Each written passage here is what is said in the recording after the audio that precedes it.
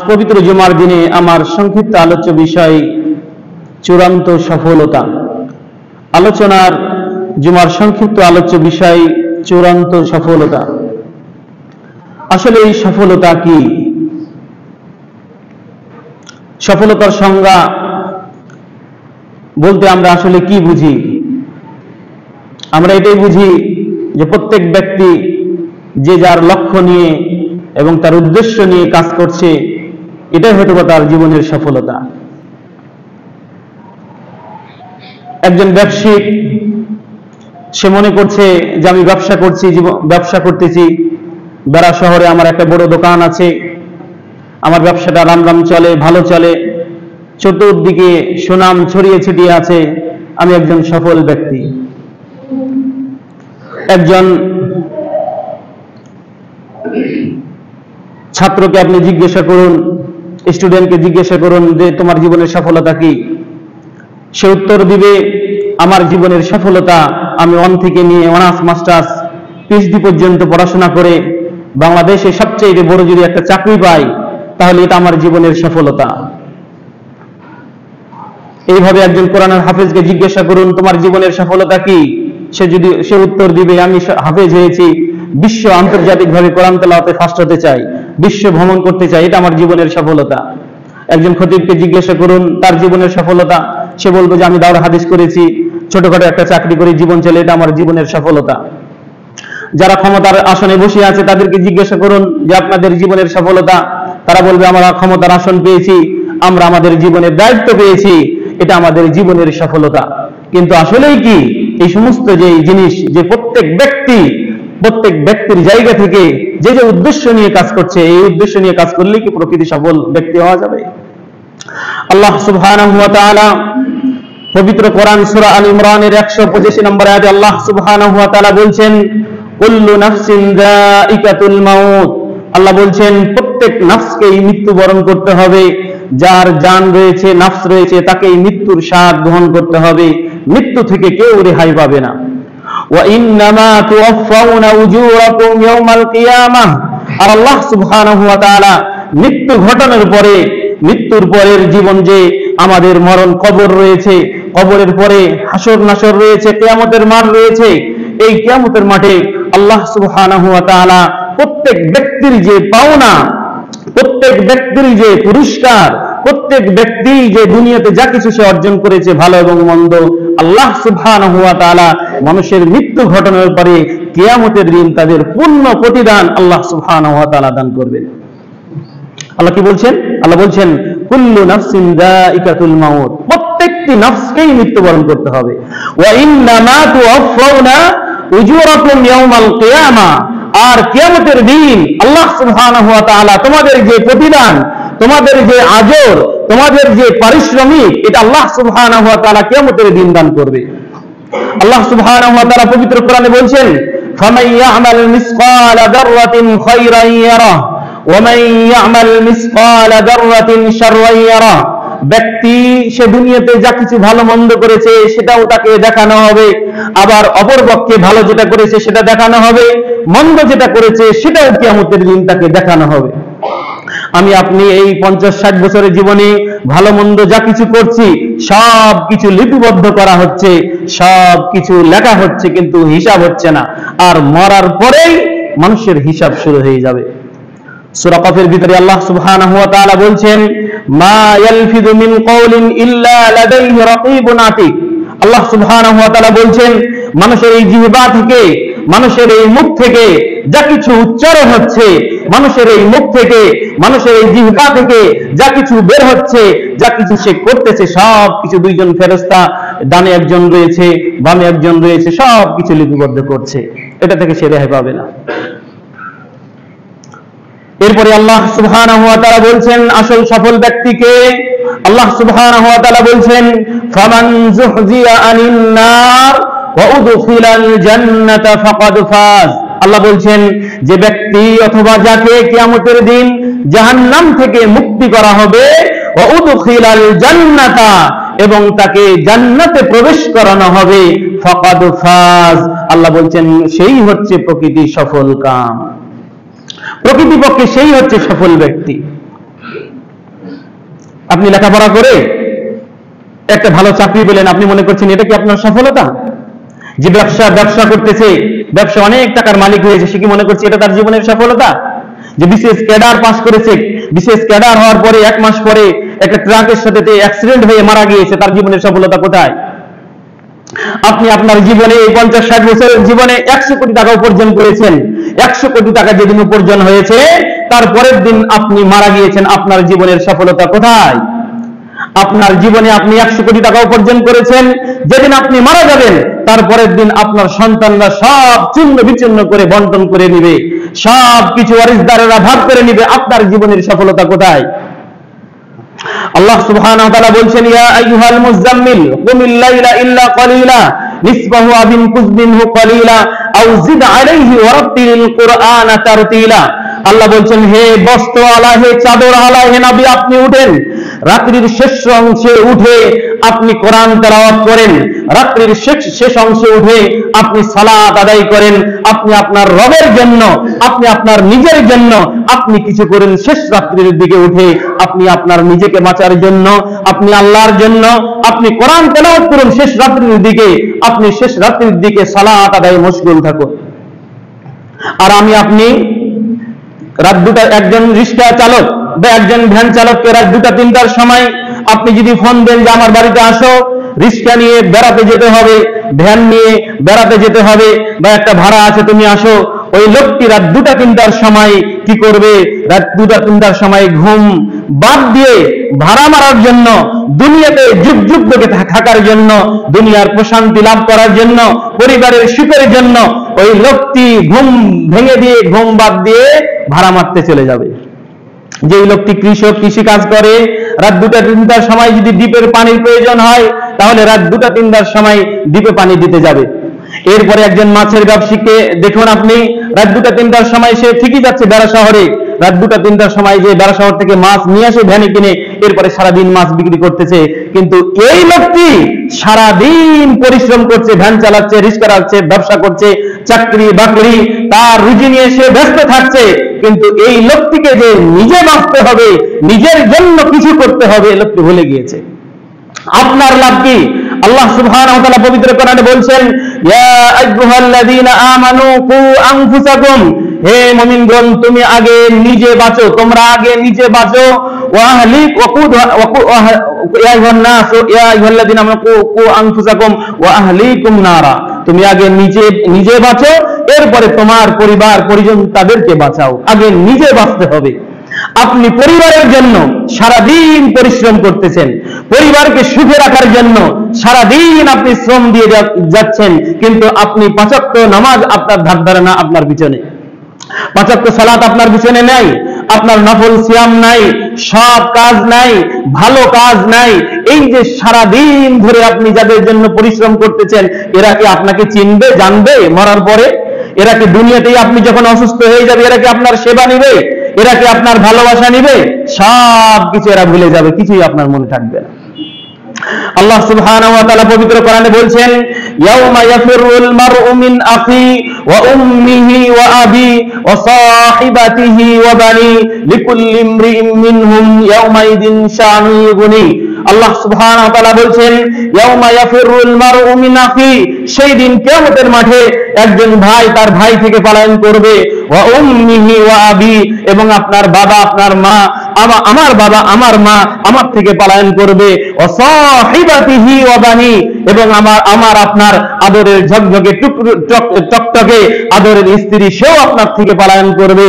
আপনার আদরে লালিত পালিত যাদের জন্য আপনি এই 50-60 বছরের জীবন আপনি দিয়ে দিচ্ছেন, আপনার সন্তান এরাও আপনার থেকে পলায়ন করবে।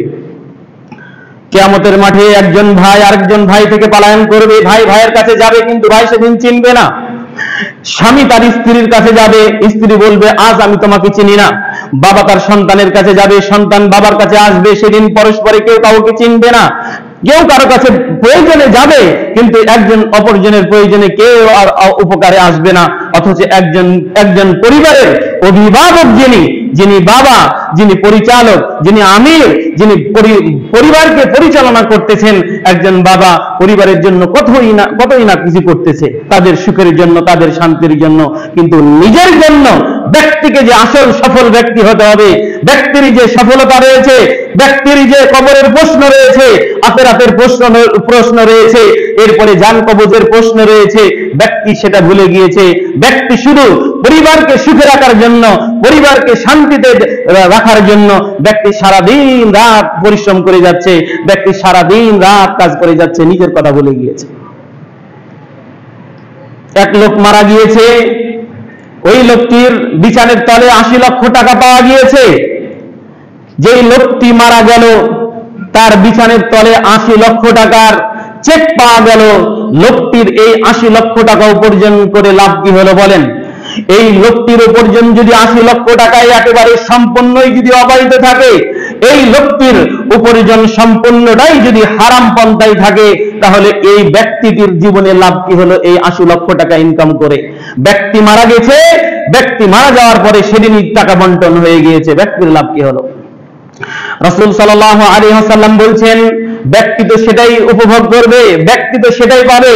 রাসূল সাল্লাল্লাহু আলাইহি ওয়াসাল্লাম বলছেন, তুমি যেটা খাও সেটা তোমার, তুমি যেটা পড়ো সেটা তোমার, তুমি যেটা দান করো সেটা তোমার, আর বাদ বাকি সবার। তাহলে একজন ব্যক্তির 3টা জিনিস তার নিজের, আর বাদ বাকি সব পরিবারের, পরিবারের প্রতিবেশীর মানুষের জন্য। আপনি যেটা ভালো মন্দ খাবেন এটা হচ্ছে আপনার, আপনি যে ভালো পোশাক পরবেন এটা আপনার, আর আপনি যদি আপনার জীবন থেকে আল্লাহর পথে, আল্লাহর রাস্তায় যদি কিছু দান করেন এটা আপনার, আর বাদ বাকি সব মানুষের, বাদ বাকি সব ওয়ারিসের। আল্লাহ সুবহানাহু ওয়া তাআলা বলছেন, ফামান যুহজিয়া আনিন নার, যে ব্যক্তিকে জাহান্নাম থেকে মুক্তি করা হলো, যে ব্যক্তিকে জাহান্নাম থেকে বের করা হলো, ওয়া উদখিলাল জান্নাতা, এবং জান্নাতে প্রবেশ করানো হলো, ফাকাদ ফাজ, প্রকৃতপক্ষে হচ্ছে সেই সফল ব্যক্তি, প্রকৃতপক্ষে হচ্ছে সেই আসল চূড়ান্ত সফল ব্যক্তি, সেই সফলতা অর্জন করেছে। ওয়ামাল হায়াতুদ দুনিয়া ইল্লা মাতাউল গুরুর, আর আল্লাহ সুবহানাহু ওয়া তাআলা বলছেন, আর এই দুনিয়া, আর এই পৃথিবী ধোঁকা ছাড়া আর কিছুই নাই। পৃথিবীটা ধোঁকা। আল্লাহ সুবহানাহু ওয়া তাআলার কাছে এই পৃথিবীটা একটা তুচ্ছ, তুচ্ছের চাইতেও তুচ্ছ। যেইভাবে রাসূল সাল্লাল্লাহু আলাইহি সাল্লাম সাহাবীদেরকে বললেন, হে সাহাবীরা, তোমরা একটি কানকাটা, একটি ছাগল, মৃত্যু ছাগল যেটা মরে গিয়েছে, পচে গিয়েছে, এমন কি কেউ তোমাদের ভিতরে আছে যে ব্যক্তি 1 দিরহামের বিনিময়ে এই ছাগলটি কিনে নিবে? রাসূল সাল্লাল্লাহু আলাইহি সাল্লামকে সাহাবীরা বললেন, ইয়া রাসূলুল্লাহ, আমাদের মাঝে তো এমন কোনো ব্যক্তি নাই যেই ব্যক্তি এই পচা কানকাটা, একেবারে পচা দুর্গন্ধ হয়ে গেছে, এইরকম তো কোনো ব্যক্তি নাই যার জ্ঞান আছে, জ্ঞান থাকা অবস্থায় তো কেউ 1 দিরহামে ছাগল কিনে নিবে না। রাসূল সাল্লাল্লাহু আলাইহি সাল্লাম অতঃপর বললেন যে এই ছাগলটি, মৃত্যু ছাগলটি, কানকাটা ছাগলটি, দুর্গন্ধযুক্ত ছাগলটির যেমন এই দুনিয়াতে কোনো মূল্য নাই, এই দুনিয়াতে যেমন কোনো দাম নেই, এর 5 পয়সা কোনো যেমন মূল্য নাই, ঠিক আল্লাহ সুবহানাহু ওয়া তাআলার কাছে এই দুনিয়ার তেমন কোনো মূল্য নাই, এই দুনিয়ার তেমন কোনো দাম নেই। অপর একটি হাদিসে এসেছে, রাসূল সাল্লাল্লাহু আলাইহি ওয়াসাল্লাম বলছেন যে আল্লাহ সুবহানাহু ওয়া তাআলার কাছে এই যে একটা মাছি, ছোট্ট একটা প্রাণী মাছি, এই মাছির যে একটা ডানা রয়েছে, এই ডানার চাইতেও আল্লাহ সুবহানাহু ওয়া তাআলার কাছে এই পৃথিবীর কোনো মূল্য নাই। ডানার যে পরিমাণ মূল্য আছে, এই পরিমাণও মূল্য আল্লাহ সুবহানাহু ওয়া তাআলার কাছে, আল্লাহ সুবহানাহু ওয়া তাআলার কাছে মূল্য নেই। যদি মূল্য থাকতো তাহলে যারা কাফের মুশরিক রয়েছে, যারা আল্লাহ ছাড়া অন্যের ইবাদত বন্দেগী করে, যারা আল্লাহ ছাড়া অন্যের দাস-দাসীগিরি করে, যারা আল্লাহ ছাড়া অন্যের দেব দেবী, মূর্তি, চন্দ্র, সূর্য, নক্ষত্র, পীর বাবা, খাজা বাবা, অলি বাবা, দয়াল বাবা, কমলা বাবা, হরিবতী, শরীবতী, লাত, উজ্জা, মানত, চন্দ্র, সূর্য, নক্ষত্র, এদের যে পূজা করে তাদের মুরিদরা, তাহলে তারা আর খেতে পেত না, তারা আর দুনিয়াতে বসবাস করতে পেত না, হয়তোবা তাদেরকে দুনিয়া থেকে চলে যেতে হতো। কিন্তু আল্লাহ সুবহানাহু ওয়া তাআলার কাছে দুনিয়ার মূল্য নেই, 5 পয়সাও দাম নাই। ওই মাছির দানার যে মূল্য, তার চাইতেও কম মূল্য এই পৃথিবীর। এজন্য যারা কাফের মুশরিক, যারা আল্লাহর ইবাদত বন্দেগী করে না, যারা আল্লাহর পূজা করে না, যারা আল্লাহকে রব হিসাবে মেনে নেয় না, যারা আল্লাহর ইবাদত বন্দেগী করে না, তারা হয়তোবা দুনিয়াতে বেঁচে থাকতে পারত না, আল্লাহ তাদেরকে হয়তোবা খাবারই দিত না। কিন্তু ওই যে আপনার বাড়ির যে ময়লা, আপনার বাড়ির যে ডাস্টবিন, এই ডাস্টবিন ময়লা আপনি যেমন নোংরা জায়গায় ফেলে আসেন, কুকুর শিয়াল যেমন খায়, তারা তেমন খাচ্ছে, তারা তেমন ভোগ করছে, আল্লাহর কোনো আসে যায় না। কারণ আল্লাহর কাছে এই দুনিয়ার কোনো মূল্য নেই, আল্লাহর কাছে এই দুনিয়ার কোনো কিছুই না, আল্লাহর কাছে একেবারে জিরো এই দুনিয়া আল্লাহর কাছে। এই জন্য তারা খাচ্ছে, তারা ভোগ করতেছে, তারা আল্লাহর নিয়ামত ভোগ করতেছে, খাচ্ছে, তারাও খাচ্ছে। প্রিয় উপস্থিতি, আল্লাহ সুবহানাহু ওয়া তাআলা সূরা আলার ভিতরে বলছেন, বাল তুসিরুনাল হায়াতাদ দুনিয়া ওয়াল আখিরাতু খায়রুন ওয়া আবকা। আল্লাহ সুবহানাহু ওয়া তাআলা বলছেন, বাল তুসিরুনাল হায়াতাদ দুনিয়া, তোমরা এত পরিমাণে এই দুনিয়াকে প্রাধান্য দিচ্ছ যে তোমাদের যে পরকাল যে স্থায়ী একটা জায়গা, পরকাল যে একটা শ্রেষ্ঠ জায়গা, সর্বোৎকৃষ্ট জায়গা, যেখানে মানুষ যুগ যুগ ধরে থাকবে, যেখানে মানুষ কাল কাল ধরে থাকবে, যেখানে মানুষ সর্বশ্রেষ্ঠ জায়গা জান্নাত পরকাল, এটা তোমরা ভুলে গিয়েছো। এত পরিমাণে তোমরা দুনিয়াকে মূল্য দিচ্ছ, এত পরিমাণে তোমরা দুনিয়াকে মূল্যায়ন করতেছে, দাম দিচ্ছ যে তোমরা পরকালকে ভুলে গিয়েছো। অথচ ওয়াল আখিরাতু খায়রুন ওয়া আবকা, আখিরাতই হচ্ছে মানুষের জন্য শ্রেষ্ঠ জায়গা, আখিরাতই হচ্ছে মানুষের জন্য চিরস্থায়ী জায়গা। ছোট বাচ্চারা, সন্তানেরা, আপনারা, আমাদের ছেলে মেয়েরা, ছোট ছোট বাচ্চারা পুকুর পুষ্করী থেকে, নদী থেকে প্যাক তুলে নিয়ে আসে, কাদা তুলে নিয়ে আসে। কাদা তুলে নিয়ে আসার পরে এই বাচ্চাগুলো, এই ছোটবেলায় আপনারা খেলাধুলা করেছেন, ছোট বাচ্চারা খেলাধুলা করে, বাড়ি ঘর বানায়, পুতুল বানায়। অল্প সময়ের জন্য ওই পুকুর পুষ্করী থেকে কাদা তুলে নিয়ে এসে ছোট বাচ্চারা খেলাধুলা করে, বাড়ি ঘর বানায়। এরপরে খেলাধুলা করে, খেলাধুলা শেষ করার পরে যেইভাবে ছোট বাচ্চারা মাগরিবের সময় বা খেলার সময় শেষ হয়ে গেলে ওই বাড়ি ঘরগুলো ভেঙে দিয়ে চলে আসে, ঠিক এই দুনিয়ার মূল্যটা কেমন, এই দুনিয়াটার মূল্যটা ঠিক তেমন আল্লাহর কাছে দুনিয়ার কোনো মূল্য নেই। ওই বাচ্চাদের কাছে যেমন খেলাধুলা শেষ হওয়ার পরে ওই বাড়ি ঘরগুলোর কোনো আর মূল্য থাকে না, ঠিক এই দুনিয়াটার আল্লাহ সুবহানাহু ওয়া তাআলার কাছে তেমন কোনো মূল্য নাই, তেমন কোনো দাম নাই, অল্প সময়। মনে রাখবেন, প্রত্যেকটি মানুষ 5টি জগতে অবস্থান করবে। 5টি জগৎ থেকে কেউ রেহাই পাবে না, কেউ মুক্তি পাবে না। তার 1 নম্বর জগৎ হচ্ছে রূহের জগৎ। রূহের জগৎ আমরা সবাই ছিলাম। 2য় নম্বর জগৎ হচ্ছে মায়ের মাতৃর গর্ভের জগৎ। সবাই মায়ের পেটে ছিলাম, এই রূহের জগৎ পার করে চলে এসেছি। 2য় নম্বর জগৎ হচ্ছে মায়ের মাতৃর গর্ভের জগৎ। এই মায়ের মাতৃর গর্ভের জগৎ আমরা পার করে চলে এসেছি। 3 নম্বর জগৎ হচ্ছে এই দুনিয়ার জগৎ। এরপরে 4 নম্বর জগৎ হচ্ছে আলামুল আখিরা, আলামুল বারজাক। 4 নম্বর জগৎ হচ্ছে আলামুল বারজাক। আলামুল বারজাক কি হুজুর? জি, আলামুল বারজাক হচ্ছে মৃত্যু থেকে নিয়ে কিয়ামত পর্যন্ত, এটা হচ্ছে আলামুল বারজাক। এই 4 নম্বর জগতে আপনার আমার যারা বাপ দাদা, যারা পূর্বপুরুষগণ মারা গিয়েছে, তারা এখন 4 নম্বর জগতে আছে। আর 5 নম্বর জগৎ হচ্ছে আলামুল আখিরা, পরকালের জগৎ। সর্বশেষ জগৎ হচ্ছে আখিরাতের জগৎ, সর্বশেষ জগৎ হচ্ছে জান্নাত অথবা জাহান্নাম। যারা কাফের, যারা মুশরিক, যারা নাস্তিক, যারা কাফের, যারা মুশরিক, যারা আল্লাহকে বিশ্বাস করে না, যারা আল্লাহকে মানে না, বিশেষ করে যারা নাস্তিক, তাদের কাছে এই দলিল ছেড়ে দিবেন, তুমি কি সেই রূহের জগতে ছিলে না? তুমি কি তোমার সেই মাতৃর গর্ভের জগতে ছিলে না? এখন তো তোমার 3 নম্বর জগৎ চলছে। ওই দুইটা যদি সত্য হয়, আর এখন বর্তমানে এই দুনিয়ার জগৎ যদি সত্য হয়, তাহলে পরের 2টা জগৎও সত্য। বাপদাদারা কোথায় আছে? যারা মারা গিয়েছে, পূর্বপুরুষ কোথায় গিয়েছে? আলামুল বারজাকে রয়েছে। মৃত্যু থেকে নিয়ে কিয়ামত পর্যন্ত এটাকে বলা হয় আলামুল বারজাক। এই আলামুল বারজাকের জগতে তারা রয়েছে। এরপরে 5 নম্বর জগৎ হচ্ছে সর্বশেষ জগৎ, হচ্ছে মানুষের জন্য জান্নাত না হয় জাহান্নাম। যারা জান্নাতি হবে তারাই আসল সফলকামী হবে, আর যারা জাহান্নামে যাবে তারা ব্যর্থ হবে, তারা ব্যর্থ হয়েই জাহান্নামে যাবে। আল্লাহ সুবহানাহু ওয়া তাআলা সূরা হাশরের ভিতরে, সূরা হাশরের 20 নম্বর আয়াতে আল্লাহ সুবহানাহু ওয়া তাআলা বলছেন, লা ইয়াস্তাবি আসহাবুন নার ওয়া আসহাবুল জান্নাহ, আসহাবুল জান্নাতি হুমুল ফাইজুন। আল্লাহ সুবহানাহু ওয়া তাআলা বলছেন, যারা জান্নাতের অধিবাসী এবং যারা জাহান্নামের অধিবাসী, এরা কখনো সমান হতে পারে না। আসহাবুল জান্নাতি, যারা জান্নাতের অধিবাসী হবে, আসহাবুল জান্নাতি হুমুল ফাইজুন, আর তারাই হবে সফলকাম। জান্নাতের যারা অধিবাসী এবং যারা জাহান্নামের অধিবাসী তারা কি কখন সমান হতে পারে? তারা কখনোই সমান নাই। আল্লাহ বলছেন আসহাবুল জান্নাতি হুমুল ফাইজুন, সফল ব্যক্তি কারা দেখেন, আল্লাহ বলছেন আসহাবুল জান্নাহ, যারা জান্নাতের অধিবাসী হবে, হুমুল ফাইজুন, তারাই হবে সফলকাম, তারাই চূড়ান্ত সফলতা তাদের জীবনের অর্জন করবে। আর দুনিয়াতে আমরা যা কিছু করতেছি, দুনিয়াতে বাড়ি গাড়ি টাকা পয়সা ধন দৌলত ব্যবসা বাণিজ্য চাকরি বাকরি যা কিছু করতেছি, এগুলো একটা অস্থায়ী জায়গা, এগুলো অস্থায়ী জায়গা ক্ষণিকের সময়ের জন্য, কিন্তু স্থায়ী এগুলো জিনিস নাই, এগুলো একটা সময়ে শেষ হয়ে যাবে। এগুলোর একটা সময়ের শেষ রয়েছে, কিন্তু আখিরাত, কিন্তু পরকাল, কিন্তু জান্নাত, এর কোনো শেষ নাই। এখানে মানুষ যুগ যুগ কাল কাল ধরে থাকবে।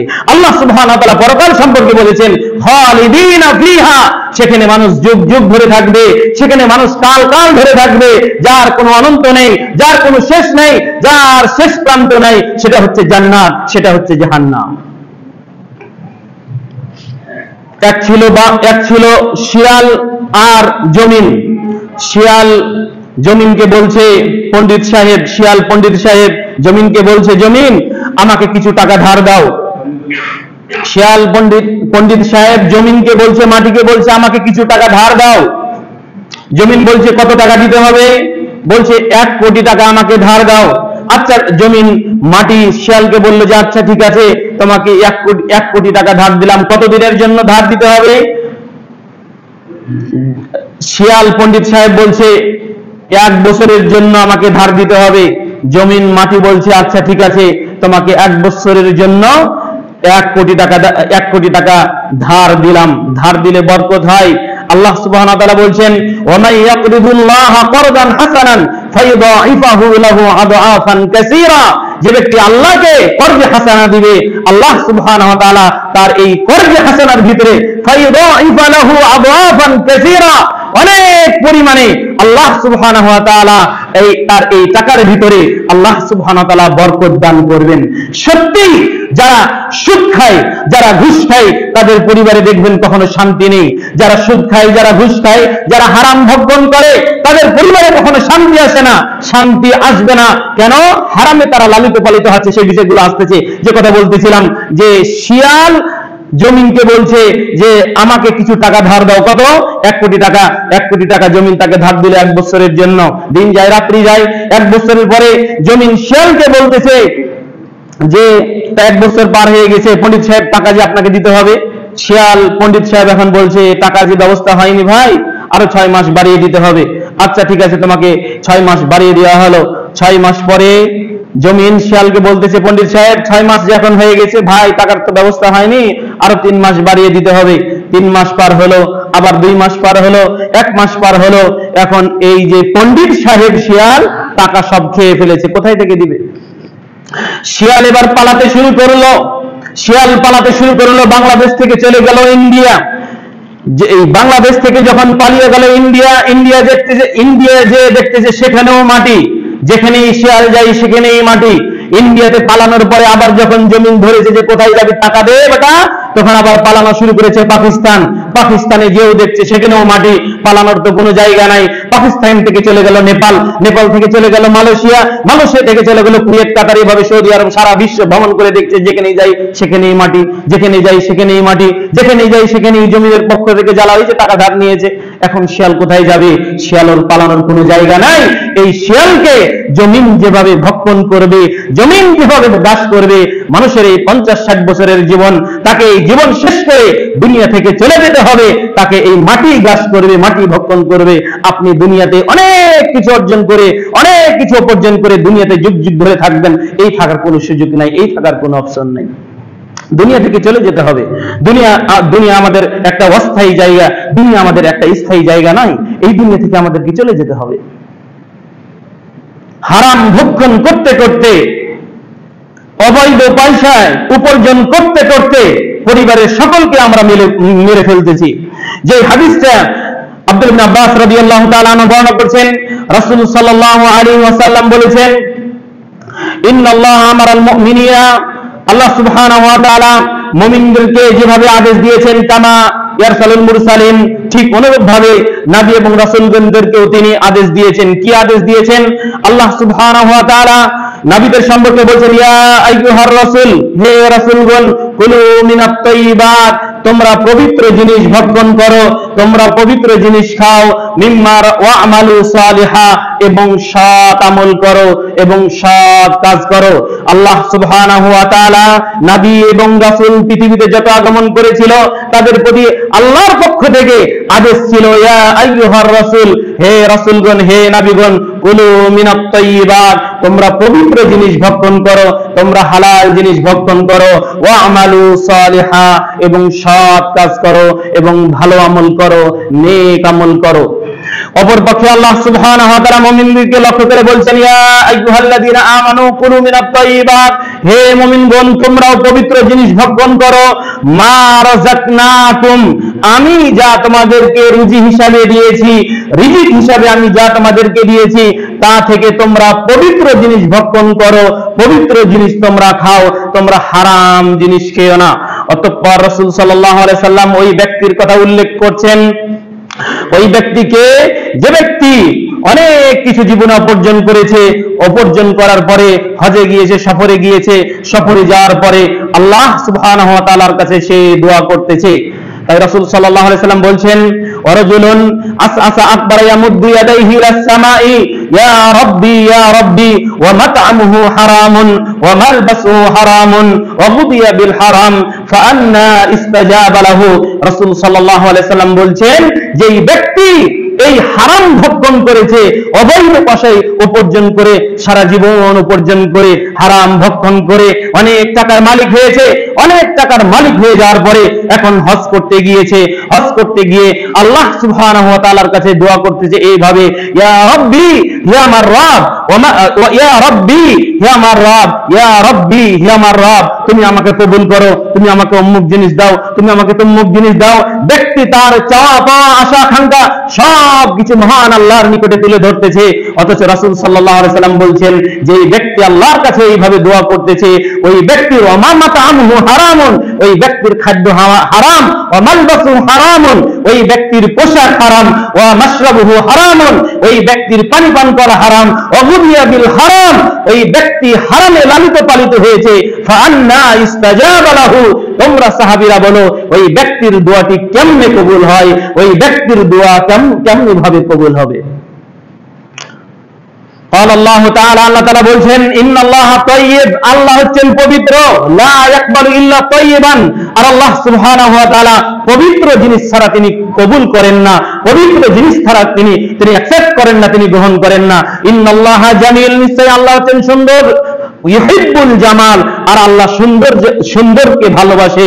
এখন বলেন, আপনার আমার জীবন যাপনটা, আমার আপনার এই 50-60 বছরের জীবনটা যদি সবকিছু যদি হারামে যদি লালিত পালিত হয়, আমার খাদ্য যদি হারাম হয়, আমার পানি পান করা যদি হারাম হয়, আমার পোশাক যদি হারাম হয়, আমি যদি হারামে লালিত পালিত হয়, তাহলে এরপরে যদি আমি ইবাদত বন্দেগী করি, এরপরে আমি হজে যাই, সিয়াম পালন করি, এরপরে রোজা করি, তাহলে আল্লাহ সুবহানাহু ওয়া তাআলা আমার থেকে কি এটা কবুল করবে?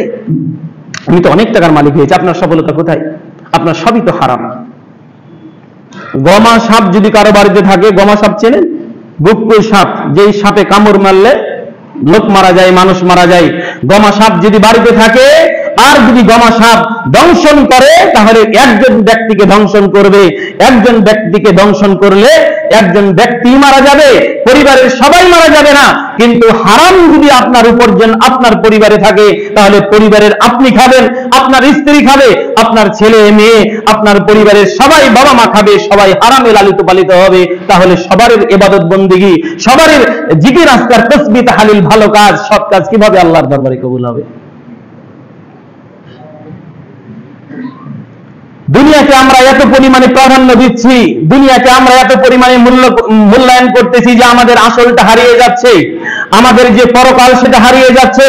ইবনে আব্বাস রাদিয়াল্লাহু তাআলা আনহু বর্ণনা করেছেন, রাসূল সাল্লাল্লাহু আলাইহি সাল্লামের কাছে একজন ব্যক্তি রাসূল সাল্লাল্লাহু আলাইহি সাল্লামের নিকটে আসলেন। তাই রাসূল সাল্লাল্লাহু আলাইহি সাল্লাম বলছেন, জাআ রাজুলুন ইলান নবী সাল্লাল্লাহু আলাইহি সাল্লাম, একজন ব্যক্তি রাসূল সাল্লাল্লাহু আলাইহি সাল্লামের কাছে আসলেন। আসার পরে বলছেন, ইয়া রাসূলুল্লাহ, হে আল্লাহর রাসূল, আপনি আমাকে একটু বলবেন কি, আপনি আমাকে একটু কি বলে দিবেন, কি বলে দিবে তোমাকে? সাহাবী বলছেন, ইয়া রাসূলুল্লাহ আইয়ুন নাসি খায়রুন, পৃথিবীতে অনেক ভালো মানুষ রয়েছে, পৃথিবীতে অনেক মানুষ রয়েছে, এই মানুষগুলোর মধ্য থেকে আইয়ুন নাসি খায়রুন, কোন মানুষটি সর্বশ্রেষ্ঠ মানুষ, এই মানুষগুলোর মধ্যে থেকে কোন মানুষ সবচাইতে ভালো মানুষ, আপনি আমাকে একটু কি বলে দিবেন? ফাকাল, রাসূল সাল্লাল্লাহু আলাইহি ওয়াসাল্লাম তারপর বললেন, ভালো ব্যক্তি হচ্ছে সেই ভালো ব্যক্তি, মানুষের মধ্যে থেকে সবচাইতে ওই ব্যক্তিই হচ্ছে আল্লাহর নিকটে ভালো। ভালো কে? রাসূল সাল্লাল্লাহু আলাইহি ওয়াসাল্লাম বলছেন, মান তালা উমরিহি ওয়া হুসনু আমালিহি, যেই লোকটির বয়স বেশি হয়েছে, বয়স বেশি হওয়ার সাথে সাথে তার আমলও বেশি হয়েছে, রাসূল সাল্লাল্লাহু আলাইহি ওয়াসাল্লাম বললেন এই ব্যক্তিই হচ্ছে সবচাইতে ভালো মানুষ। ভালো মানুষ কে? রাসূল সাল্লাল্লাহু আলাইহি ওয়াসাল্লাম বলছেন যার বয়স বেশি হয়েছে, বয়স বেশি হওয়ার সাথে সাথে আমলও বেশি হয়েছে, রাসূল সাল্লাল্লাহু আলাইহি ওয়াসাল্লাম বলছেন এই ব্যক্তি হচ্ছে ভালো মানুষ। অপরপক্ষে সাহাবী আবার প্রশ্ন করছেন, ইয়া রাসূলুল্লাহ তাহলে ভালো মানুষ তো চিনতে পারলাম, এই ভালো মানুষের ব্যাখ্যা আসতেছে, তাহলে আপনি বলুন এই মানুষ তো অনেক রয়েছে, এই মানুষগুলোর মধ্যে থেকে সবচাইতে নিকৃষ্ট মানুষকে? ওয়া আইয়ুন নাসি শাররুন, আর মানুষের মধ্যে থেকে সবচাইতে নিকৃষ্ট মানুষ, মানুষের মধ্যে থেকে সবচাইতে খারাপ মানুষ, মানুষের মধ্যে থেকে সবচাইতে বদমাইশ খব্বিশ মানুষ, সবচাইতে নিকৃষ্ট মানুষ, সবচাইতে নিম্ন শ্রেণীর মানুষ কে? নবী একটু আপনি আমাকে বলবেন। রাসূল সাল্লাল্লাহু আলাইহি সাল্লাম বললেন, মান তালা উমরিহি, যেই ব্যক্তির বয়স বেশি হয়েছে, ওয়াসুউ আমালিহি, আর ওই লোকটির বয়স বেশি হওয়ার সাথে সাথে তার সাথে খারাপ আমল যুক্ত আছে, তার সাথে বদ আমল যুক্ত আছে, বদমাইশ আমল যুক্ত আছে, খারাপ আর খারাপ, ওই ব্যক্তিই হচ্ছে মানুষের মধ্য থেকে সবচাইতে নিকৃষ্ট মানুষ, ওই ব্যক্তিই হচ্ছে সবচাইতে খারাপ মানুষ, ওই ব্যক্তিই হচ্ছে সবচাইতে নিম্ন শ্রেণীর মানুষ, যার বয়স 50-60 হয়ে গেল এখনো দাড়ি লম্বা হলো না, যার বয়স 50-60 বছর হলো এখনো 5 ওয়াক্ত সালাত আদায় করে না, যার বয়স 50-60 বছর হলো এখনো মসজিদ ধরতে পারলো না, যার বয়স 50-60 বছর হলো এখনো নিয়মিত সিয়াম পালন করে না, এখনো নিয়মিত নফল সিয়াম পালন করে না, টাকা পয়সা বেশি হয়েছে কিন্তু এখন পর্যন্ত হজ করলো না, টাকা পয়সা বেশি হয়েছে এখন পর্যন্ত সে প্রত্যেক বছরে যে তার যাকাত বের হয়, এই যাকাতটা সে আল্লাহর হকটা সে বের করে না,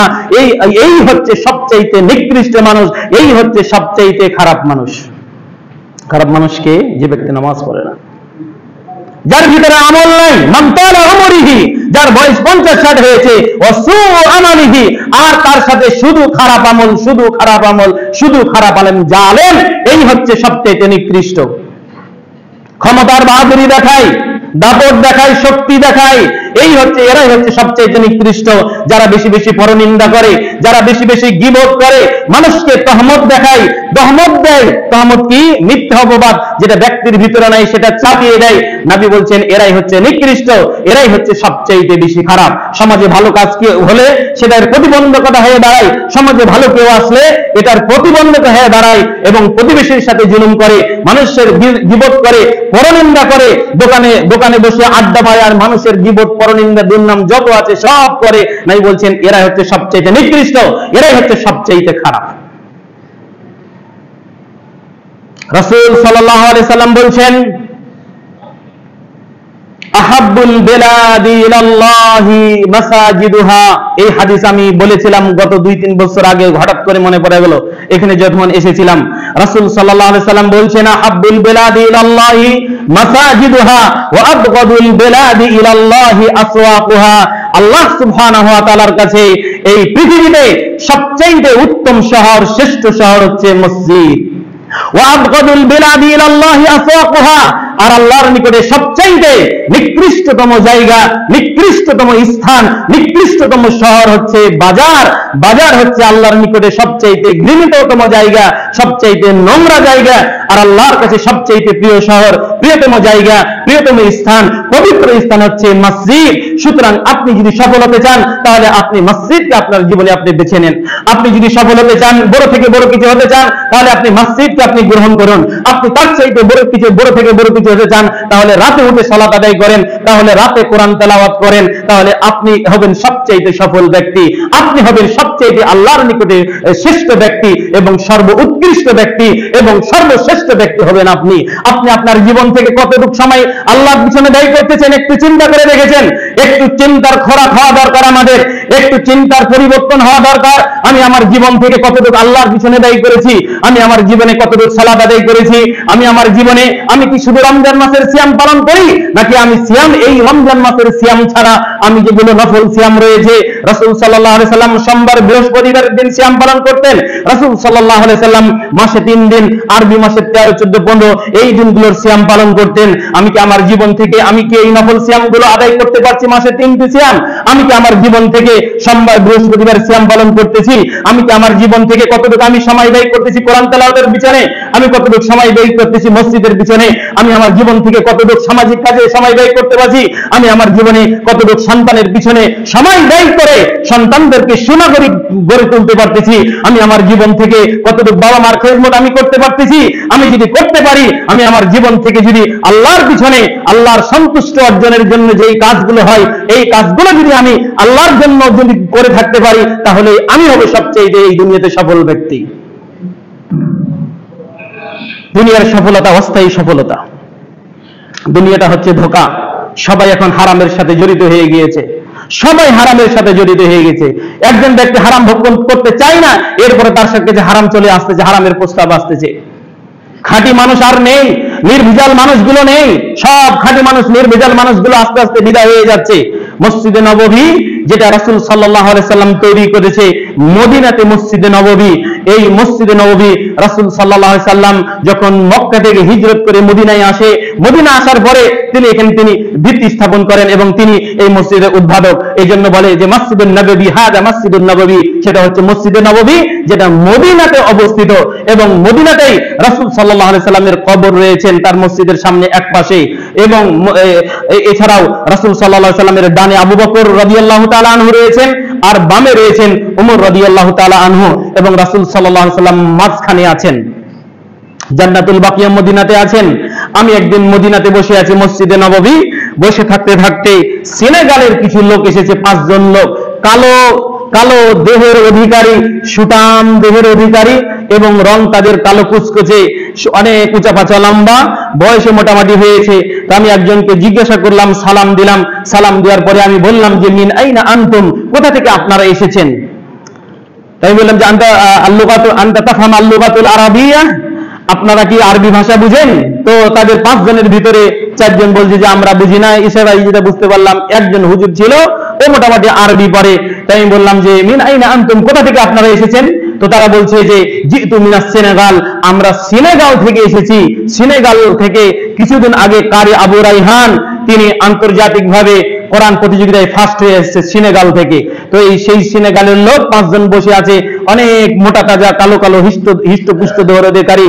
তো আমি তার বয়স দেখে আমি তাকে জিজ্ঞাসা করছি যে আপনার বয়স কত? কাম অমরি, আপনার বয়স কত? সে বলছে অমরি 90, আমার বয়স 90। আমি বললাম যে এই 90 বছর বয়সে আপনি হজ করতে এসেছেন কুরবানি ঈদের আগে? বলছে হ্যাঁ, আমি 90 বছর বয়সী হজ করতে এসেছি। তাই আমি বলছি যে আপনাকে যে বুড়া মানুষ লাগে না দেখে, আপনার যে বয়স যে 90 হয়েছে, তো বয়স তো 90 মনে হচ্ছে না, বয়স আরো হালকা মনে হচ্ছে। বলছে না, আমার বয়স 90। তো আমি জিজ্ঞাসা করলাম যে আপনাদের বাপ দাদা যারা ছিল, যারা দাদার যুগের লোকেরা, তারা কত বছর পর্যন্ত বাঁচত, আর বর্তমান যারা আছেন তারা কত বছর পর্যন্ত বাঁচে? তো বলছে যে আমাদের যারা বাপ দাদা ছিল, তারা বাপ দাদার আমলের যুগেরা তারা প্রায় 200 বছর 150 বছর পার হয়ে প্রায় 200 বছর পর্যন্ত তারা বাঁচত। আর আমি বললাম যে বর্তমানে যারা আপনারা এখন আছেন, আপনাদের এই সমসাময়িক যুগের লোকেরা কত বছর বাঁচে? তো বলছে আমাদের এই সমসাময়িক এরা মোটামুটি, আমাদের এখন অনেক মানুষ আছে আমাদের দেশে 120, 30, 40 এভাবে মোটামুটি প্রায় 150 বছর পর্যন্ত আমাদের দেশের লোকেরা বাঁচে। তা আমি বললাম মাল ফারক বাইনাহুমা, দুজনের মাঝে পার্থক্য কি? সে সময়ের লোকেরা 200 বছর পর্যন্ত, 150 বছর অতিক্রম হয়ে 200 বছর পর্যন্ত বাঁচত আপনাদের দাদার যুগের লোকেরা, আর আপনাদের সময় 100 বছর পার হয়ে মানুষ মারা যায়। পার্থক্য কি দুজনের মাঝে? দুইজনের মধ্যে ব্যবধান কি? তখন উনি আমাকে বলছে আমার দাদারদের যুগের লোকেরা তারা ছিল নির্ভেজাল মানুষ, তারা ছিল খাঁটি মানুষ, তারা সব সময় হালালকে হালাল হিসাবে গ্রহণ করেছে, হারামকে হারাম হিসাবে গ্রহণ করেছে, তাদের ভিতরে কোনো ভেজাল ছিল না, তারা তাওহীদের ঝান্ডাবাহী ছিলেন, তারা নির্ভেজাল মানুষ ছিল, তারা খাঁটি মানুষ ছিল। এজন্য আল্লাহ তাদের হায়াত বেশি দিতেন, বেশি দিন বাঁচত। আর আমাদের যুগের লোকেরা এখন সবাই হারাম ভক্ষণ করতে শিখে গিয়েছে, হারামের সাথে লালিত পালিত হচ্ছে, হারামের সাথে জড়িত হয়ে যাচ্ছে। এজন্য আমাদের যুগের লোকেদের বয়স কমে গিয়েছে। পাপ করলে মানুষের হায়াত কমে যায়। পাপ আপনি যত বেশি করবেন আপনার হায়াত তত কমে যাবে। পাপ আপনি যত বেশি করবেন অসুখ বিসুখ বালা মুসিবত আপনাকে ঘিরে বসবে। নাটোর শুকলপট্টি খুতবা দিতে গেলাম প্রথম দিন। আসার পরে তো নাটোর শুকলপট্টিতে খুতবা দেওয়ার পরে রিস্কাওয়ালাকে বললাম যে নাটোরের সবচেয়ে যেটা খাঁটি কাঁচাগোল্লা, এই কাঁচাগোল্লার দোকানে তুমি আমাকে নিয়ে যাও। তো কালিদা নাকি একটা জায়গা বললো যে ওখানে গেলে হুজুর আপনি নাটোরের সবচাইতে খাঁটি কাঁচাগোল্লা পাবেন। তো রিস্কাওয়ালা বলতেছে যে হুজুর আপনি ওখানে গেলে পাবেন, কিন্তু এখন আর নাটোরের যে সময় কাঁচাগোল্লা শুরু হয়েছিল, নির্ভেজাল মানুষ যেগুলো ছিল তারা এখন আর নাই। আপনি কাঁচাগোল্লা পাবেন, তবে খাঁটি কাঁচাগোল্লা পাবেন না। 2 নম্বর যে কাঁচাগোল্লা এটা আপনি পাবেন। কেন? আমি বললাম যে কেন এই ঘটনা? বলছে যারা প্রথমে নাটোরের কাঁচাগোল্লা শুরু করেছিল তারা সত্যি খাঁটি মানুষ ছিল, হিন্দু হোক আর মুসলমান হোক, তারা নির্ভেজাল মানুষ ছিল, খাঁটি ভাবে তারা কাঁচাগোল্লা তৈরি করত। সে সময়ের লোক আর এখন নাই, এখন যারা আছে এরা ভেজাল। এজন্য এখন আপনি আর খাঁটি কি বলে যে কাঁচাগোল্লা পাবেন না, ভেজালটাই নিয়ে যেতে হবে। ভেজালটাই নিয়ে গেলাম 700 টাকা কেজি। সবাই আমরা হারামের সাথে ডুবে গিয়েছি, সবাই অবৈধ পন্থার সাথে জড়িত হয়ে গিয়েছি, সবাই হারাম ভক্ষণ করতেছি। এই হারাম ভক্ষণ করে অবৈধ বসা উপার্জন করে আমি কি যুগ যুগ ধরে থাকতে পারবো? আমি কি কাল কাল ধরে থাকতে পারবো? আমাকে এই দুনিয়া থেকে চলে যেতে হবে, এই পৃথিবী থেকে আমাকে চলে যেতে হবে। এই দুনিয়া আমার একটা অস্থায়ী জায়গা, এই দুনিয়া আমার একটা ক্ষণস্থায়ী জায়গা। স্থায়ী আমার জায়গা হচ্ছে জান্নাত, স্থায়ী জায়গা হচ্ছে আমার পরকাল। আল্লাহ সুবহানাহু ওয়া তাআলা বলছেন ইন্নাল্লাযীনা ক্বালু রাব্বুনাল্লাহ সুম্মা ইসতাকামু তাতানাজ্জালু আলাইহিমুল মালায়েকা আল্লা তাখাফু ওয়া লা তাহজানু ওয়া আবশিরু বিল জান্নাহ আল্লাতী কুনতুম তুআদুন। আল্লাহ বলছেন ইন্নাল্লাযীনা ক্বালু রাব্বুনাল্লাহ, নিশ্চয়ই যারা বলে আমাদের রব হচ্ছেন এক আল্লাহ, আমাদের রব হচ্ছেন এক সত্য ইলাহ আল্লাহ, এরপরে সুম্মা ইসতাকামু, এরপরে এর উপরে অটল থাকে, তাতানাজ্জালু আলাইহিমুল মালায়েকা। আল্লাহ বলছেন এই সমস্ত লোক যারা মুমিন লোক, তাদের যখন জান কবজ করা হবে, তাদের যখন রূহ কবজ করা হবে, তাতানাজ্জালু আলাইহিমুল মালায়েকা, ওই সময়ে জান্নাতের ফেরেশতা আসবে। আসার পরে তাদের রূহটাকে হালকা ভাবে, যেটা বলেছে আল মুমিন ইয়াখরুজু রূহাহু বিআসির ওয়া সাহুলা, মুমিন ব্যক্তির রূহটাকে কবজ করা হবে হালকা ভাবে, মুমিন ব্যক্তির রূহটাকে কবজ করা হবে নরম ভাবে, ওয়া সাহুলা একেবারে হালকা হবে, ওয়া রিজকিন এবং একেবারে নরম ভাবে হালকা ভাবে জান্নাতের ফেরেশতা এসে মুমিনের রূহটাকে কবজ করবে।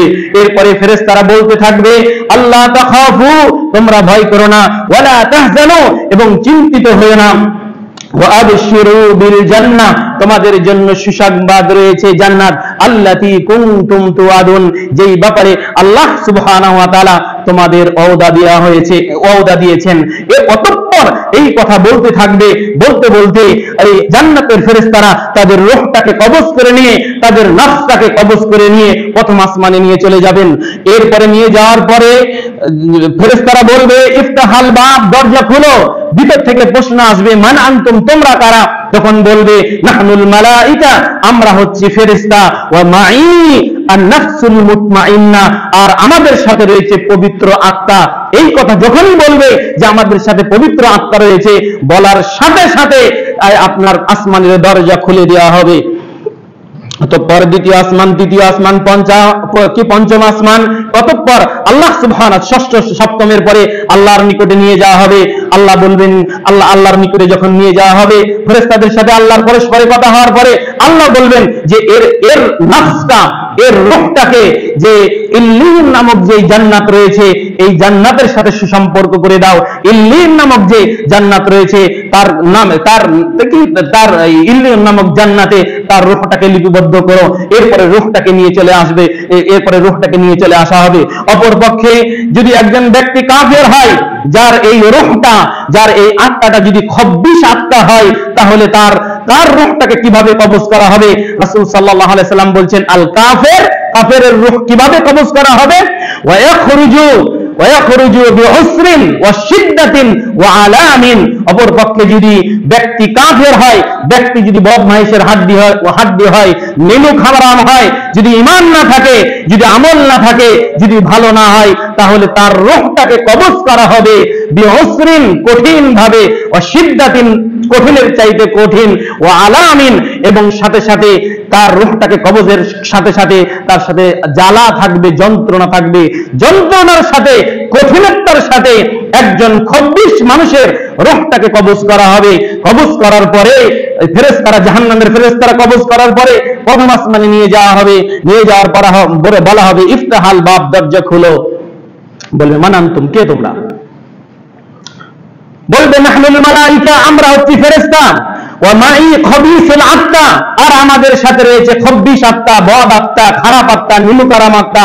তখন এই কথা বলার সাথে সাথে আপনার প্রথম আসমানের দরজা একেবারে বন্ধ করে দেওয়া হবে, আর খোলা হবে না। অতঃপর তার রূহটাকে ওই প্রথম আসমান থেকেই নিক্ষেপ করা হবে, এবং তার এই রূহটাকে যে সিজ্জিন নামক যে জাহান্নাম রয়েছে, এই জাহান্নামের সাথে লিপিবদ্ধ করা হবে, এবং তার নামটা সেখানে লেখা হবে, জাহান্নামের সাথে তার সুসম্পর্ক করে দেওয়া হবে। প্রিয় ভাইয়েরা, সফল ব্যক্তি হচ্ছে সফল ব্যক্তি যার রূহটাকে কবজ করা হবে, যার আত্মাটাকে কবজ করা হবে, যার নাফসটাকে কবজ করা হবে হালকা ভাবে, নরম ভাবে। এই হবে সবচেয়ে চূড়ান্ত সফলকারী ব্যক্তি হবে, এই হবে সবচেয়ে সফল ব্যক্তি। যার অতঃপর দ্বিতীয় নম্বর স্টেপ হচ্ছে কবরের যে প্রশ্নের উত্তর দিতে পারবে সে হবে আসল সফল ব্যক্তি। সেখানে প্রশ্ন করা হবে, মান রব্বুকা, মান দীনুকা, মান নাবিয়ুকা, তোমার নবী কে, তোমার রব কে, তোমার রাসূল কি ছিল, ঈমান সম্পর্কে তোমার কি ধারণা ছিল। এইভাবে প্রশ্নের যে ব্যক্তি উত্তর দিতে পারবে সেই হবে আসল সফলকারী ব্যক্তি। অতঃপর কবরে উঠানো হবে, কবর থেকে উঠানো হবে, কিয়ামতের মাঠে নিয়ে যাওয়া হবে, হাসর নাসর হবে। কিয়ামতের মাঠে যে ব্যক্তি আল্লাহ সুবহানাহু ওয়া তাআলার পক্ষ থেকে আরশের ছায়া পাবে সেই হবে আসল সফল ব্যক্তি। আরশের ছায়া পাওয়ার পরে যে ব্যক্তি আসল আরশের ছায়া পাবে সেই হবে সফল ব্যক্তি। অপরপক্ষে কোন ব্যক্তি যদি আরশের ছায়া না পায় তাহলে সে কখনো সফল হতে পারবে না। আরশের ছায়া পাওয়া হবে, এরপরে পুলসিরাত আছে, এরপরে হিসাব নিকাশ আছে, এরপরে আল্লাহ সুবহানাহু ওয়া তাআলা বলছেন, ফামান যুজিয়া আনিন নার, যাকে জাহান্নাম থেকে মুক্তি করা হলো, ওয়া উদখিলাল জান্নাতা, এবং জান্নাতে প্রবেশ করানো হলো, রাসূল আল্লাহ সুবহানাহু ওয়া তাআলা বলছেন, ফাকাদ ফাজ, ওই হচ্ছে সফল ব্যক্তি। এটাই হচ্ছে চূড়ান্ত মানুষের জীবনের সফলতা। দুনিয়ার সফলতা সব বৃথা যাবে আপনার। আমরা পরকাল ভুলে গিয়েছি। আমাদের এই রূহটাকে কবজ করা হবে, জান্নাতের ফেরেশতা কবজ করবে নাকি জাহান্নামের ফেরেশতা কবজ করবে? আমার রূহটাকে ঠিক আছে, আমার আত্মাটাকে ঠিক আছে, আমার নাফসটাকে ঠিক আছে। আমার রূহটা যখন কবজ করা হবে, যদি আমি ভালো মানুষ হই, আমার যদি ভিতরে যদি ঈমান থাকে, তাহলে আমার রূহটাকে হালকা ভাবে কবজ করা হবে, তাহলে আমি সফল ব্যক্তি হতে যাচ্ছি। এখন আমি কবরের প্রশ্নগুলো যদি উত্তর দিতে পারি তাহলে আমি সফল ব্যক্তি হতে যাচ্ছি। আমি যদি আরশের ছায়া পাই তাহলে আমি সফল ব্যক্তি হচ্ছি। এরপরে যদি আমাকে জাহান্নাম থেকে মুক্তি করা হয় তাহলে আমি হব সবচেয়ে আসল সফল ব্যক্তি। আর দুনিয়ার সফলতা এটা হচ্ছে অস্থায়ী সফলতা, খনিশের একটা সফলতা। এই সফলতার কোনো মূল্য নেই, এই সফলতার কোনো দাম নাই। আপনাকে বলেছিলাম শুরুতে, একজন বিশেষ ক্যাডার বিশেষ পাস করলো, বিশেষ ক্যাডার বিশেষ পাস করার পর চাকরি হলো, 1 মাস পরে অ্যাক্সিডেন্ট হয়ে মারা গেল। তার জীবনের সফলতা কোথায়? জিরো। যে লোকটি 100 কোটি টাকা উপার্জন করেছে, জীবনে 100 কোটি টাকা উপার্জন যেদিন হয়েছে তারপরের দিন মারা গেছে, ওই ব্যক্তির সফলতা কোথায়? যারা ক্ষমতার আসনে বসেছিল, মনে করছিল যুগ যুগ ধরে থাকবে, ক্ষমতা হারিয়ে গিয়েছে, যেতেও হতে পারে, আপনি আমি হতে পারি, এই সফলতা তাদের কোথায়? কোথায় গিয়েছে সফলতা তাদের? তারা যে বলে আমাদের দেব দেবী, ক্ষমতার আগে, নির্বাচনের আগে আমরা অনেক সময় বিভিন্ন জায়গায় যাই, বিভিন্ন স্থানে যাই, দেবদেবীদের নিকটে যাই, মাজারে যাই, খানকাতে যাই, সিলেটের মাজারে যাই, যে তাদের কাছে দোয়া নিয়ে আসি, বরকত নিয়ে আসি। আপনাদের ওই জায়গাগুলো কোথায় গেল? ওই মূর্তিগুলো কোথায়? ওই দেবদেবীগুলো কোথায় গিয়েছে? খানকা বাবারা কোথায় গিয়েছে? ওরা কেন তাকে রক্ষা করলো না, তাদেরকে রক্ষা করলো না, কোথায় গিয়েছে? এজন্য তো আল্লাহ সুবহানাহু ওয়া তাআলা কিয়ামতের দিন যারা দেবদেবীর পূজা করে, যারা ব্যক্তির পূজা করে, মানুষের পূজা করে, গাছগাছালির পূজা করে, এরপরে চন্দ্র সূর্য নক্ষত্রের পূজা করে, তাদেরকেও জাহান্নামে দিবে। পাথরকেও, যারা পাথরের পূজা করে, যারা দেবদেবীর পূজা করে, মূর্তির পূজা করে, আওসানের পূজা করে, তাদেরকেও জাহান্নামে দিবে। কেন তাদেরকে জাহান্নাম দিবে পাথরকে? আল্লাহ সেদিন বলবে, দেখ তোরা যার ইবাদত করতি তোকেও জাহান্নামে দিলাম, এবং যার ইবাদত করতি তাকেও জাহান্নামে দিলাম, তোকেও দিলাম, তোর মূর্তিকেও দিলাম, তোর দেবদেবীকেও দিলাম। প্রিয় উপস্থিতি, দুনিয়া থেকে আমাদেরকে চলে যেতে হবে। দুনিয়াটা আমাদের একটা অস্থায়ী জায়গা, দুনিয়া আমাদের স্থায়ী জায়গা নয়। আমরা সেই আয়াতটি কি ভুলে গিয়েছি যে আয়াতে আল্লাহ সুবহানাহু ওয়া তাআলা মুমিনদেরকে একেবারে স্পষ্টভাবে হিসাবের কথা বলেছে? আল্লাহ সুবহানাহু ওয়া তাআলা বলছেন, ইকতারাবা লিন-নাসি হিসাবুহুম ওয়া হুম ফি গাফলাতিন মু'রিজুন। আল্লাহ বলছেন মানুষের জন্য তাদের হিসাব, তাদের আমলনামা একেবারে নিকটবর্তী হয়ে গিয়েছে। ওয়া হুম ফি গাফলাতিন মু'রিজুন, অথচ তোমরা গাফেল হয়ে গিয়েছো, অথচ তোমরা অমনোযোগী হয়ে গিয়েছো। ইকতারাবা লিন-নাস, মানুষের জন্য একেবারে নিকটবর্তী হয়ে গিয়েছে। কি নিকটবর্তী? হিসাবুহুম, মানুষের হিসাব, মানুষের হিসাব নিকাশ মানুষকে আল্লাহর কাছে বুঝিয়ে দিতে হবে। এই হিসাব নিকাশ একেবারে নিকটবর্তী হয়ে গিয়েছে। ওহুম ফি গাফলাতিন মু'রিজুন, অথচ এই ব্যাপারে আমরা একেবারে উদাসীন হয়ে গিয়েছি, আমরা গাফেল হয়ে গিয়েছি, অমনোযোগী হয়ে গিয়েছি। দুনিয়াকে আমরা প্রাধান্য দিচ্ছি, পৃথিবীকে প্রাধান্য দিচ্ছি, দুনিয়ার সফলতাকে প্রাধান্য দিচ্ছি, দুনিয়াকেই শুধু মূল্যায়ন করতেছি। আমাদের পরকাল হারিয়ে গিয়েছে, আসল জিনিস আমাদের হারিয়ে যাচ্ছে, পরকাল আমাদের হারিয়ে যাচ্ছে। আমার জান্নাত আমার ভাগ্যে জুটবে কি জুটবে না, সেই জন্য আমি কতবার প্রচেষ্টা করেছি। দুনিয়াতে সফল হওয়ার জন্য রাত দিন চিন্তা ভাবনা, গবেষণা, চিন্তা চেতনা, বন্ধু বান্ধব, নিজের বউ ছাওয়াল পাওয়ালের জন্য, করার জন্য, সফল হওয়ার জন্য পরামর্শ, এটা সেটা, টাকা পয়সা, বাড়ি গাড়ি, সবকিছু দুনিয়ার সফলতার জন্য করতেছি। কিন্তু পরকালের যে আসল সফলতা জান্নাত, এই জান্নাতের সফলতা অর্জন করার জন্য আমরা কতটুকু চেষ্টা করতেছি, এটা হচ্ছে এটাই আমাদের এই চিন্তার খোরাক হওয়া দরকার। আসল সফলতার জন্য আমরা কতটুকু আল্লাহর জন্য করতে পারছি। আমি বলেছি যে আমি আমার জীবন থেকে আমি কতটুকু আল্লাহর জন্য করতে পারছি, আমি আমার জীবন থেকে কতটুকু সময় আমি মসজিদের পিছনে ব্যয় করতে পেরেছি, আমি আমার জীবন থেকে কতটুকু বাবা মার সেবা আমি করতে পেরেছি, আমি আমার জীবন থেকে সামাজিক কাজ কতটুকু আমি করতে পেরেছি, আমি আমার জীবন থেকে প্রতিবেশী অসহায় রয়েছে, গরিব মানুষ রয়েছে, তাদের জন্য আমি কতটুকু করতে পেরেছি, আমি আমার জীবন থেকে আমাকে আল্লাহ